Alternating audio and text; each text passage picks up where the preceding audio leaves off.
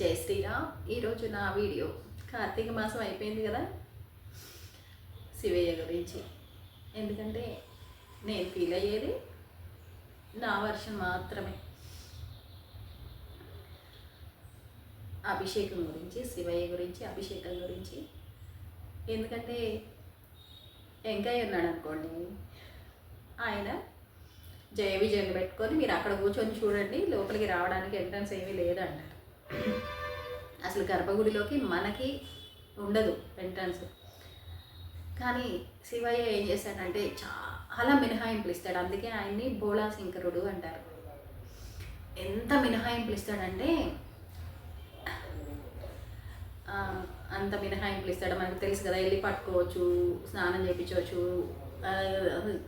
నాకు ఇక్కడ నేను ఎందుకు చెప్పాలనుకుంటున్నా అంటే, ఆయన పట్టుకొని గట్టిగా, అది ఒక అద్భుతమైన. ఇప్పుడు పెద్ద మనిషి ఉన్నారు అనుకోండి, చాలా పెద్ద పసిబిడ్డకి స్నానం చేయించేటప్పుడు కొంచెం ఎంత జాగ్రత్తగా చేపిస్తాం, సరే ఓకే. పసిబిడ్డ అంటే మన బిడ్డ, మన ఇంట్లో ఉన్న వాళ్ళు, పసిబిడ్డలకి మనం జాగ్రత్తగా స్నానం చేపిస్తాం, ఓకే. కానీ ఆయన చాలా పెద్ద ఆయన కదా, ఎంత పెద్ద ఆయన వామ్మో, ఈ సృష్టికి అంతటికీ పెద్ద ఆయన కదా. ఆయన దగ్గరికి వెళ్ళి ఆయన్ని పట్టుకునే అవకాశం ఆయనంతటా ఆయనే ఇచ్చేశాడు. రండిరా. ఎందుకు ఇచ్చాడంటే, మనం ఆయన్ని పట్టుకుంటే మన చేతిలో గీతలు, మన చేతులు ఆయన్ని తాకినప్పుడు మన చేతిలో ఏమన్నా ఉన్న రాతలు మారుతాయి. అవి కొన్ని ప్రత్యేకమైన అనుగ్రహం కోసం ఇచ్చినాయి. ఆయన్ని పట్టుకునే ఛాన్స్ మనకిచ్చింది. ఆయన దగ్గరికి వెళ్ళి ఈ తల, అసలు జుట్టు అసలు తాకకూడదు. మనం స్పర్శ దర్శనం అంటే తల తాకిచ్చినా కానీ మన నుదురు తాకడం నాకు తెలిసింది. నేను ఫీల్ అయ్యేది. నేను ఎప్పుడు పట్టుకోలేదు ఆయన్ని. ఒకవేళ పట్టుకునే మాకు ఇక్కడ ఉంది శివాలయం, లోపలికి వెళ్ళొచ్చు. కానీ నాకు భయం వేస్తుంది. ఎంత భయం వేస్తుంది అంటే, నందీశ్వరుడికి శివుడికి మధ్యలోకి అస్సలు వెళ్ళకూడదు. శివయ్య మీద పడిన నీళ్లు అసలు తొక్కకూడదు. ఇవన్నీ అసలు వాటిని దాటడానికి లేని విషయాలు.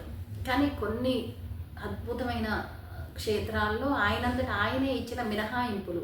వాటిల్లో ఆయనంతటా ఆయనే పెద్ద ఆయన, చాలా పెద్ద ఆయన వచ్చి ఎవరన్నా ఇప్పుడు వెళ్ళినా దగ్గర అక్కడ దూరంగా నుంచొని మనం చెప్పాల్సినవి అనుకుని చెప్పి ఆయన్ని చూసో వస్తాము. కానీ ఆయన వచ్చి నన్ను తాకెళ్ళు అని మనకి అదృష్టం ఇచ్చినప్పుడు మనం ఎంత జాగ్రత్తగా ఉండాలి అనిపిస్తుంది.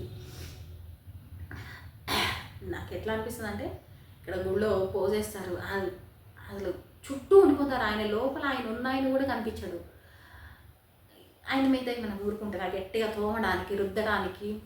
మనం ఇంట్లో చిన్నగా పెట్టుకొని ఈ శివయ్యని పెట్టుకొని రోజు ఆయనకి స్నానం చేపిస్తూ ఉంటే మనకి బయటికి వెళ్ళినప్పుడు అభిషేకం చేయాలి అన్న అంత కోరికలు ఉండవు కదా. నా ఫీలింగ్ మాత్రమే.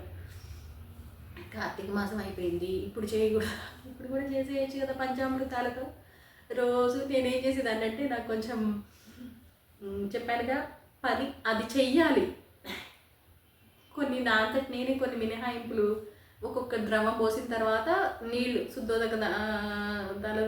శుద్ధోదకంతో మళ్ళీ స్నానం చేయించాలి. ఆయనకి పంచామృతాల్లో ఒక్కొక్కటి పోసిన తర్వాత మళ్ళీ స్నానం చేయించాలి. నేనేం చేసేదాన్ని అంటే, విభూది, తేనె, ఆవు నెయ్యి, పచ్చకర్పూరం, అభిషేకానికి వేసుకునే ఉంటాయి కదా, యాలక్కాయ,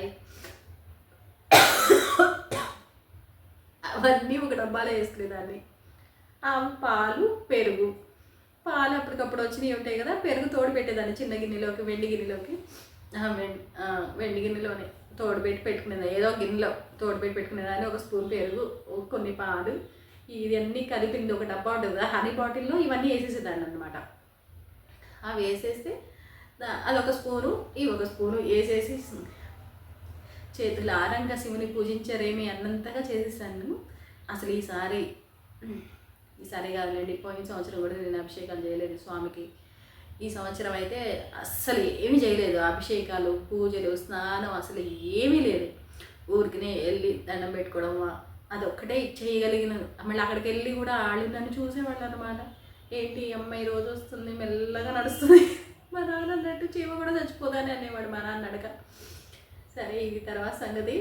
నేను అనేది అదే. ఎందుకంటే మల్లికార్జున భ్రమరాంబికా దేవి గుడి పేరు. ఆ పేరు ఎందుకు వచ్చింది అంటే, ఆ గుడి ఎప్పటిది, లోపలికి వెళ్ళి అభిషేకం అంటే శ్రీశైలం మల్లికార్జున స్వామి భ్రమరాంబికాదేవి ఆ పేరుతో మేము ఇక్కడ పెట్టామంటే ఇప్పుడు ఆ గుడి ఎన్నాళ్ళు అయింది కట్టి అంటే 40 సంవత్సరాలు అయింది. ఆ గుడి కన్నా ముందు పక్కనే ఉన్న గుట్ట పహడి అంటే గుట్ట అని ఆ పక్కన హనుమస్వామి ఉన్నారు. అసలు ఆయన ఇది కట్టడానికి ముందు ఆయన ఉన్నారని ఆయన పక్కన ఇది ప్రతిష్ఠితం చేశారని 40 సంవత్సరాల క్రితం ప్రతిష్ఠితం చేశారని తెలిసిన విషయం. మనకి శ్రీశైలంలో స్వామిని తాకి అభిషేకం చేసుకునే అవకాశం ఉంది. అదృష్టం, భాగ్యం అది భగవంతుడు ఇచ్చేసింది. ఇప్పుడు అది ఆయన లింగం పాడవుతుందని పాలు పెరుగు అవి కూడా ఆ మధ్య ఆపేశారని విన్నాను నేను. నాకు అసలు ఇప్పుడు తెలియదు, కానీ నేను చెప్పేది అదే, మనం ఆయనకి తాకే అవకాశం పట్టుకునే అవకాశం ఉన్నప్పుడు దాన్ని ఎంత జాగ్రత్తగా ఉండాలి. ఆయన ఎంత పెద్ద అయినా అది కొన్ని కోట్ల సంవత్సరాల నుంచి ఉన్న శివలింగం మనంతటా మనం పోసేసి రుద్దేసి దాని అంత గట్టిగా రుద్దితే ఆయన వల్ల ఎట్లుంటుంది ఏమో నా ఫీలింగ్ అట్లా. ఇప్పుడు అక్కడికి వెళ్తే కూడా ఇక్కడ గుడికి వెళ్తే కూడా ఆ పేరు ఇక్కడ పెట్టారు, సరే లోపలికి వెళ్ళి అభిషేకం చేసుకునే మినహాయింపించారు. నందీశ్వరుడికి శివయ్యకి అసలు ఎట్టి పరిస్థితిలోనే వెళ్ళకూడదు. మనం నందీశ్వరుడి కొమ్ముల్ని ఆయన ఉచ్ఛ్వాసలో శివపార్వతి నందీశ్వరుడు ఉచ్ఛ్వాసలో శివపార్వతులు ఇద్దరు ఉయ్యాల ఊగుతూ ఉంటారని, అందుకని నందీశ్వరుడి కొమ్ముల్లోంచి చూసినప్పుడు ఆయన శ్వాస ఆపడానికి కొంచెం ఆయన వెనకమాల ఇలా నొక్కుతాం మనం.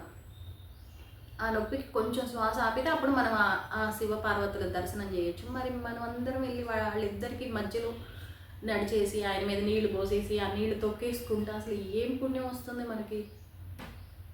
వేరే గుళ్ళల్లో శ్రీశైలం గురించి నేను చెప్పట్లేదు, ఆయనంతటా ఆయన ఇచ్చిన మినహాయింపులు అదృష్టం, అది మామూలు భాగ్యం కాదు. అది ఆ భాగ్యాన్ని మనం పొందడం, ఆయన్ని ఎలా పట్టుకోవాలి, ఆయన మీద ఏమైనా పోసినప్పుడు ఎంత జాగ్రత్తగా పోయాలి, ఆయన దగ్గర ఎంత వినయంగా ఉండాలి, ఎంత నమ్రతతో ఉండాలి, ఆయనకి ఎంత శ్రద్ధగా ఉండాలి.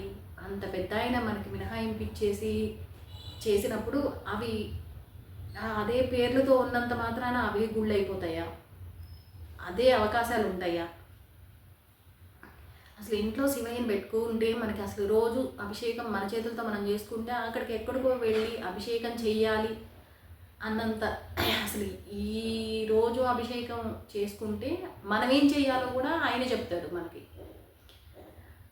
మన బుద్ధికి మనకు తెలిసేలాగా.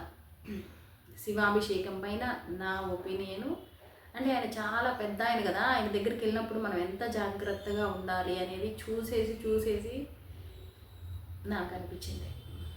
Thanks for watching.